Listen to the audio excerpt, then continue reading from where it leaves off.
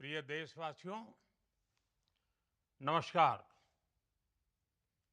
हम सभी ने बीते दिनों में देश का सामर्थ्य और उसका संयम दोनों देखा है। मैं सबसे पहले भारत की पराक्रमी सेनाओं को, सशस्त्र बलों को, हमारी खुफिया एजेंसियों को, हमारे वैज्ञानिकों को, हर भारतवासी की तरफ से सैल्यूट करता हूं। हमारे वीर सैनिकों ने ऑपरेशन सिंदूर के लक्ष्यों की प्राप्ति के लिए असीम शौर्य का प्रदर्शन किया। मैं उनकी वीरता को, उनके साहस को, उनके पराक्रम को आज समर्पित करता हूं हमारे देश की हर माता को, देश की हर बहन को और देश की हर बेटी को ये पराक्रम समर्पित करता हूं। साथियों, 22 अप्रैल को पहलगाम में आतंकवादियों ने जो बर्बरता दिखाई थी, उसने देश और दुनिया को झकझोर दिया था। छुट्टियां मना रहे निर्दोष मासूम नागरिकों को धर्म पूछकर उनके परिवार के सामने, उनके बच्चों के सामने बेरहमी से मार डालना, यह आतंक का बहुत बीभत्स चेहरा था, क्रूरता थी। ये देश के सद्भाव को तोड़ने की घिनौनी कोशिश भी थी। मेरे लिए व्यक्तिगत रूप से ये पीड़ा बहुत बड़ी थी। इस आतंकी हमले के बाद सारा राष्ट्र, हर नागरिक, हर समाज, हर वर्ग, हर राजनीतिक दल एक स्वर में आतंक के खिलाफ कड़ी कार्रवाई के लिए उठ खड़ा हुआ। हमने आतंकवादियों को मिट्टी में मिलाने के लिए भारत की सेनाओं को पूरी छूट दे दी और आज हर आतंकी, आतंक का हर संगठन जान चुका है कि हमारी बहनों बेटियों के माथे से सिंदूर हटाने का अंजाम क्या होता है। साथियों, ऑपरेशन सिंदूर ये सिर्फ नाम नहीं है, ये देश के कोटि कोटि लोगों की भावनाओं का प्रतिबिंब है। ऑपरेशन सिंदूर न्याय की अखंड प्रतिज्ञा है।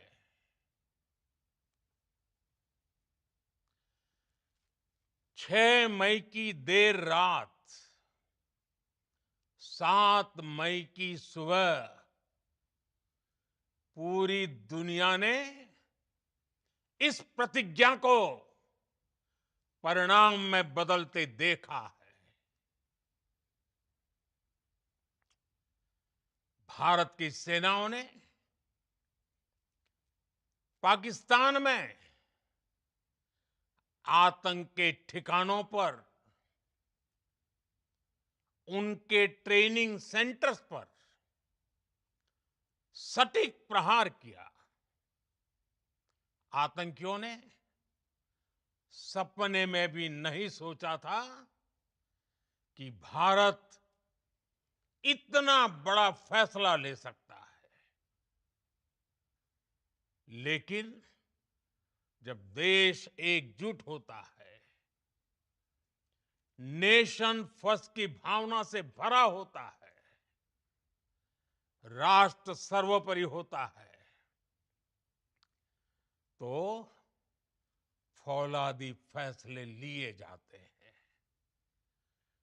परिणाम लाकर दिखाए जाते हैं। जब पाकिस्तान में आतंक के अड्डों पर भारत की मिसाइलों ने हमला बोला, भारत के ड्रोन्स ने हमला बोला,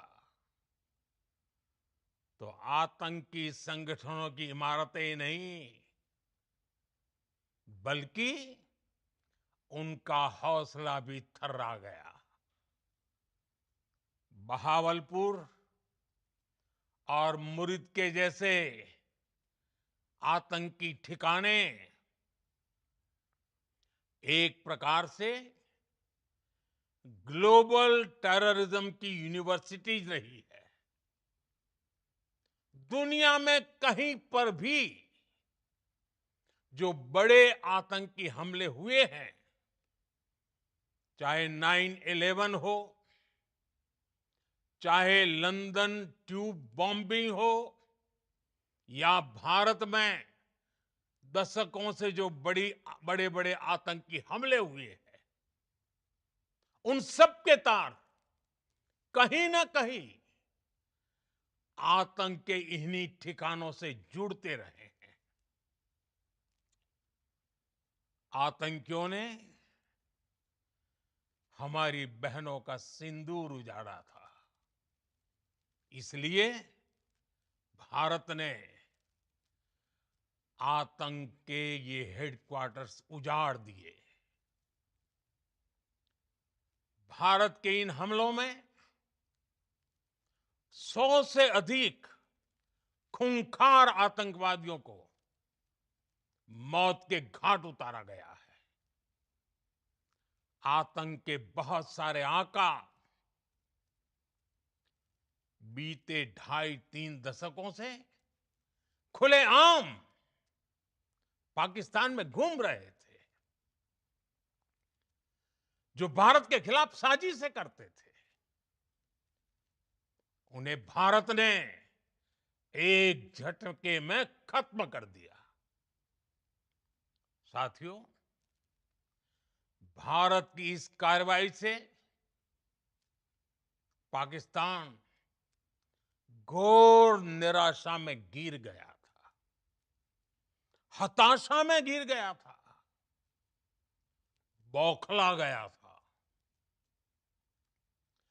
और इसी बौखलाहट में उसने एक और दुस्साहस किया। आतंक पर भारत की कार्रवाई का साथ देने के बजाय पाकिस्तान ने भारत पर ही हमला करना शुरू कर दिया। पाकिस्तान ने हमारे स्कूलों, कॉलेजों को, गुरुद्वारों को, मंदिरों को, सामान्य नागरिकों के घरों को निशाना बनाया। पाकिस्तान ने हमारे सैन्य ठिकानों को निशाना बनाया।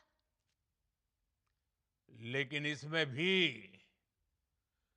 पाकिस्तान खुद बेनकाब हो गया।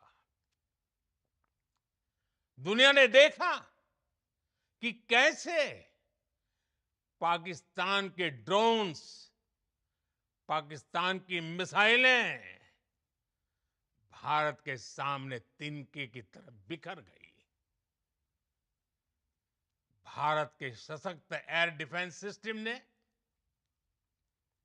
उन्हें आसमान में ही नष्ट कर दिया। पाकिस्तान की तैयारी सीमा पर वार की थी, लेकिन भारत ने पाकिस्तान के सीने पर वार कर दिया।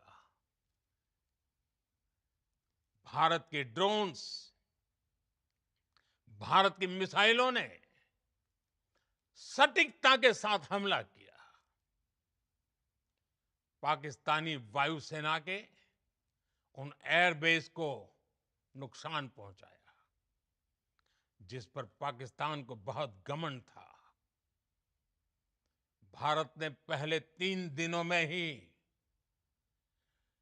पाकिस्तान को इतना तबाह कर दिया, जिसका उसे अंदाजा भी नहीं था।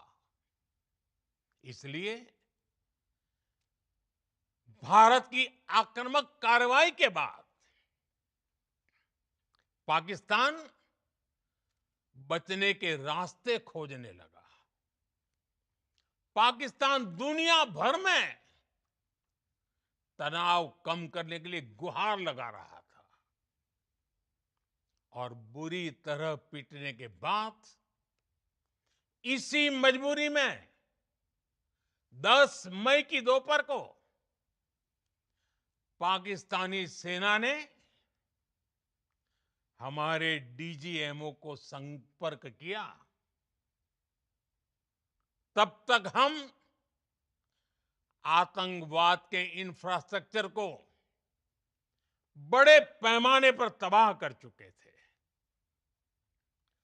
आतंकियों को मौत के घाट उतार दिया गया था। पाकिस्तान के सीने में बसाए गए आतंक के अड्डों को हमने खंडहर बना दिया था। इसलिए जब पाकिस्तान की तरफ से गुहार लगाई गई, पाकिस्तान की तरफ से जब ये कहा गया कि उसकी ओर से आगे कोई आतंकी गतिविधि और सैन्य दुस्साहस नहीं दिखाया जाएगा, तो भारत ने भी उस पर विचार किया। और मैं फिर दोहरा रहा हूं, हमने पाकिस्तान के आतंकी और सैन्य ठिकानों पर अपनी जवाबी कार्रवाई को अभी सिर्फ स्थगित किया है। आने वाले दिनों में हम पाकिस्तान के हर कदम को इस कसौटी पर मापेंगे कि वो क्या रवैया अपनाता है। साथियों, भारत की तीनों सेनाएं, हमारी एयरफोर्स, हमारी आर्मी और हमारी नेवी, हमारी border security force BSF, Bharat के अर्धसैनिक बल लगातार अलर्ट पर है। सर्जिकल स्ट्राइक और एयर स्ट्राइक के बाद अब ऑपरेशन सिंदूर आतंक के खिलाफ भारत की नीति है। ऑपरेशन सिंदूर ने आतंक के खिलाफ लड़ाई में एक नई लकीर खींच दी है।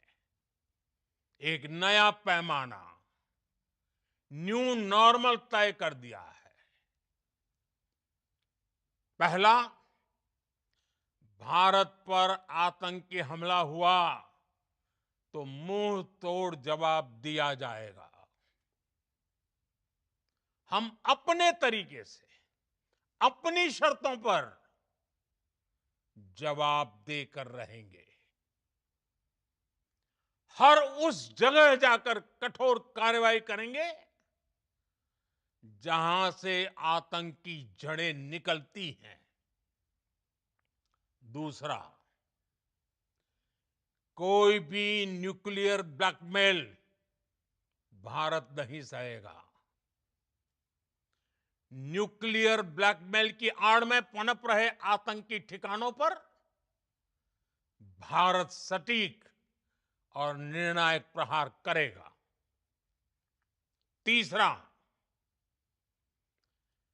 हम आतंक की सरपरस्त सरकार और आतंक के आकाओं को अलग अलग नहीं देखेंगे। ऑपरेशन सिंदूर के दौरान दुनिया ने पाकिस्तान का वो घिनौना सच फिर देखा है, जब मारे गए आतंकियों को विदाई देने पाकिस्तानी सेना के बड़े बड़े अफसर उमड़ पड़े। स्टेट स्पॉन्सर्ड टेररिज्म का ये बहुत बड़ा सबूत है। हम भारत और अपने नागरिकों को किसी भी खतरे से बचाने के लिए लगातार निर्णायक कदम उठाते रहेंगे। साथियों, युद्ध के मैदान पर हमने हर बार पाकिस्तान को धूल चटाई है और इस बार ऑपरेशन सिंदूर ने नया आयाम जोड़ा है। हमने रेगिस्तानों और पहाड़ों में अपनी क्षमता का शानदार प्रदर्शन किया और साथ ही न्यू एज वॉरफेयर में भी अपनी श्रेष्ठता सिद्ध की। इस ऑपरेशन के दौरान हमारे मेड इन इंडिया हथियारों की प्रामाणिकता सिद्ध हुई। आज दुनिया देख रही है 21वीं सदी के वॉरफेयर में made in India defence equipments, इसका समय आ चुका है। साथियों, हर प्रकार के आतंकवाद के खिलाफ हम सभी का एकजुट रहना,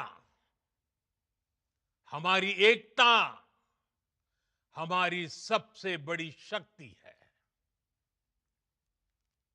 निश्चित तौर पर ये युग युद्ध का नहीं है, लेकिन ये युग आतंकवाद का भी नहीं है। टेररिज्म के खिलाफ जीरो टॉलरेंस, ये एक बेहतर दुनिया की गारंटी है। साथियों, पाकिस्तानी फौज, पाकिस्तान की सरकार जिस तरह आतंकवाद को खाद पानी दे रहे हैं, वो एक दिन पाकिस्तान को ही समाप्त कर देगा।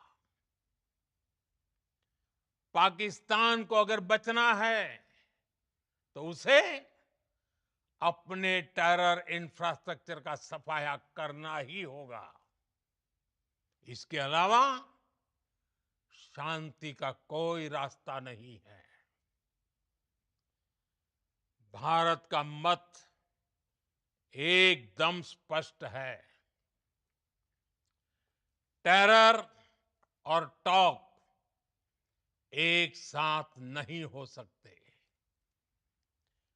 टेरर और ट्रेड एक साथ नहीं चल सकते और पानी और खून भी एक साथ नहीं बह सकता। मैं आज विश्व समुदाय को भी कहूंगा,